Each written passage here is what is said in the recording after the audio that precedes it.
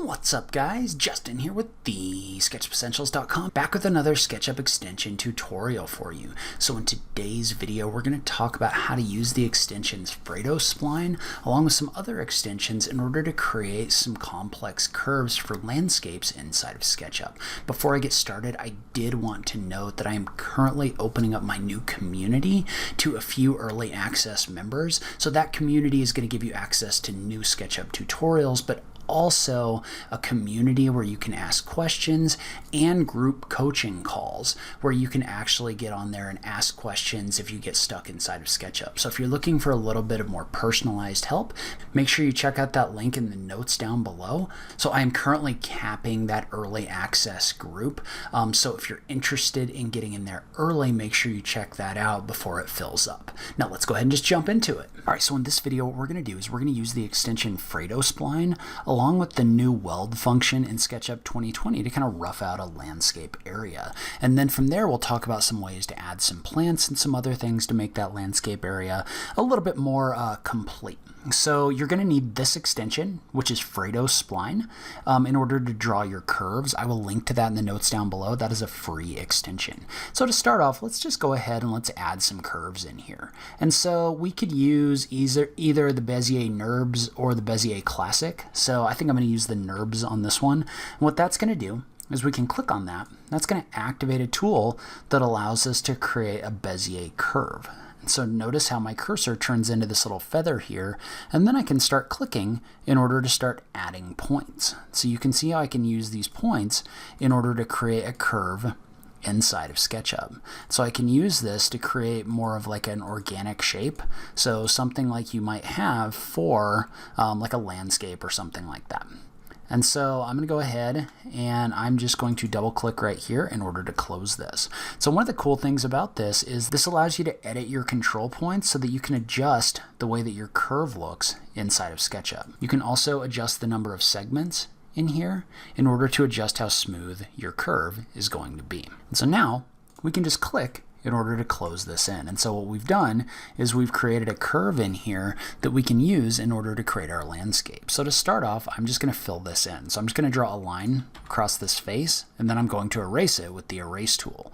So if I right click, I can reverse these faces, and I can come in here and I can apply like a grass material or something like that to this area. So I could click on this, go under my landscaping, and apply like a grass material. So that could be our grass, and then we could take this whole thing and we could use the offset tool to offset it out. So just tap the F key, click on this object, and then offset this out. So you could use this to create like a planting bed or something like that around this curve. We could apply maybe like a gravel or ground cover material, something like that. So what that's done is that's allowed us to create our first shape. Well, now let's say that I wanted a wall to run along this face, right? And so our face got split up when we drew a line across here in order to create this face. Well, what we can do is we can use this split to our advantage in order to create our walls where we want it to be. So let's say I had a wall that I wanted to come off of this object right here, and maybe off of this object right here. Well, what I could do is I could split these edges by drawing a line in here, and then I could use the offset tool after I've selected those edges in order to extrude this out to where this is going to intersect with this line. And I can clean this up a little bit. I can extend this in order to close this in. Well, that's going to create a face. And so what we've been able to do up to this point is we can now create a face, and we can pull it up in order to create our wall. So you can use this in order to kind of customize a wall in here. So now we could apply like a concrete block material to that if we wanted to. Depending on what you wanted this wall to be, you might apply a different material. But I'll go ahead and apply the concrete block for right now. And so maybe on the top, we might have like a stone cap or something like that. So I might offset this out just a little bit. Then I'm just going to pull it up a little bit, and I'll pull this face up a little bit as well. You could probably double click in here to select this, then do a shift click to deselect and delete this out. So what that gives me is that gives me a cap, which I could then apply a stone material to. And so now we've created a landscape area. Let's say within this landscape area we wanted to place some 2D plants in here. Well, what we could do is we could go to the 3D warehouse, look up 2D plant, and then pick whatever plant you want and bring that in, right? So for example, I could bring in this plant right here from Dynascape, this dwarf spirea, or really whatever I wanted it to be, but you could bring one of these in like this. And so what you could do is you could bring this in, scale it down, right? And then use the move tool in copy mode to create a bunch of copies. But that's going to take a lot of time, you know, to actually bring these in here one by one. So what I want to do instead is I want to use another extension called PathCopy. So I will link to that extension in the notes down below as well. But what that's going to do is that's going to be an extension that's going to allow me to select a path and then copy something along that path.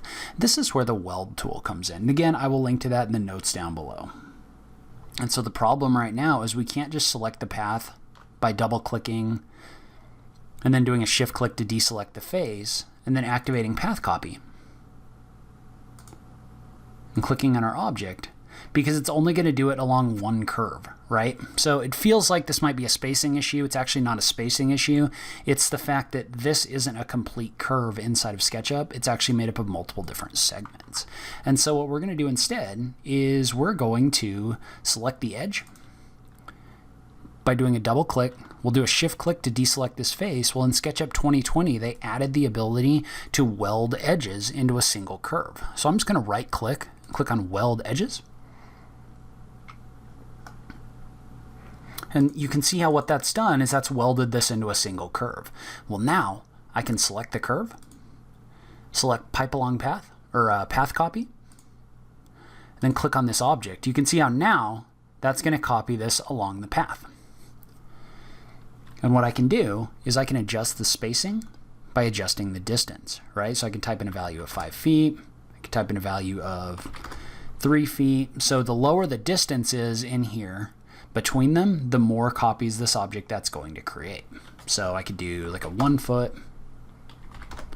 So I can kind of mess around with this in order to get the spacing that I want. So you can see how I can use this in order to place these in here really quickly. One other thing I want to point out is this extension places things based on the object axis, right? So if you look at this by double clicking on it, you can see how the object is over here and the axis is over here, which is why these are getting placed in the middle of my planting bed right here.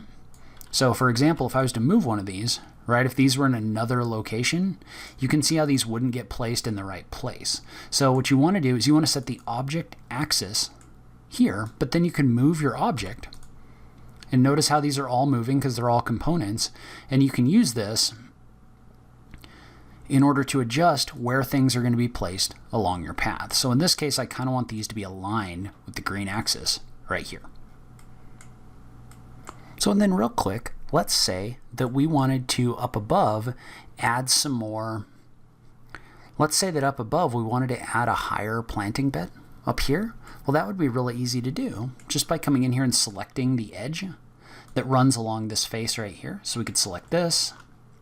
We'll do a shift click to select this and this.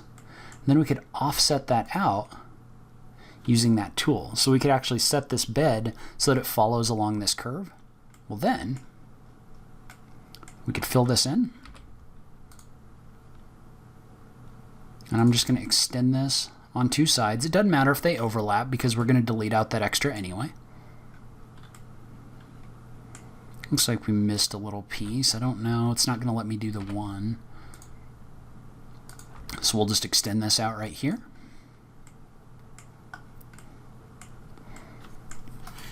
You could reverse this face. And you could fill this in as well. And then you could continue drawing up on this upper level as well. But now that we've got this kind of created in here, you can start adding some additional detail and some additional stuff up above using the geometry you've already created. So that's where I'm going to end this video. Leave a comment below and let me know what you thought. Have you used methods like this for creating landscapes? I just love having that conversation with you guys. If you like this video, please remember to click that like button down below. If you're new around here, remember to click that subscribe button for new SketchUp content every week. As always, thank you so much for taking the time to watch this. I really appreciate it, and I will catch you in the next video. Thanks, guys.